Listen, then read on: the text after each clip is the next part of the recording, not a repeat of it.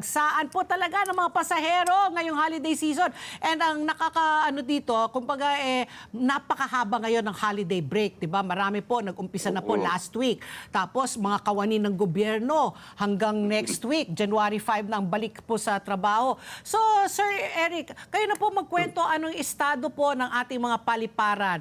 Tayo ba'y makakaasa na wala ng mga kumbaga mapapalya na mga wala ng brownout ulit, brownout, remember? may tubig na ba? Ang airport, may aircon na ba?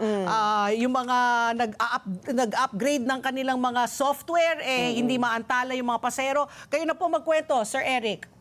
Okay, ganito yan. Tama naman lahat ng sinabi mo. Nakahanda naman po ang ating paliparan.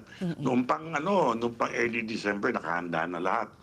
In fact, nag-utos na si Secretary Banoy Lopez ng Department of Transport na maghanda kami lahat dahil sapagkat dadagsa talaga. Inaasahan natin yon.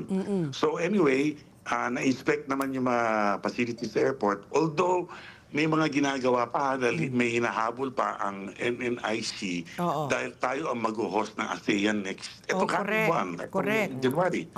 Kaya tuloy-tuloy ang trabaho, hindi namin pwedeng itigil, kaya meron pa rin mga nagtatrabaho sa immigration, may gumagawa ng lounge. Hindi pa tapos lahat ng mga restaurant sa Terminal 3. Inaayos lahat yung mga parking. Lahat ng terminal naka-ready na. I-ready pa lang pala. Yeah. So although, payo ko lang dahil dumadami talaga.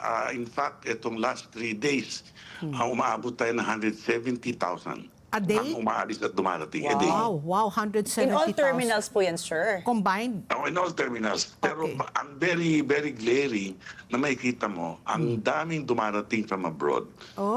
Sa isang araw, nag-average sila ng mga 45,000 ang dumarating per day, ha?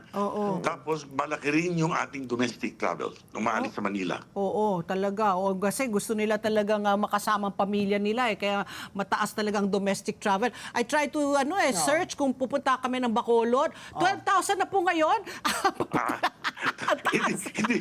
Hindi ka namin hawak ng airline pera.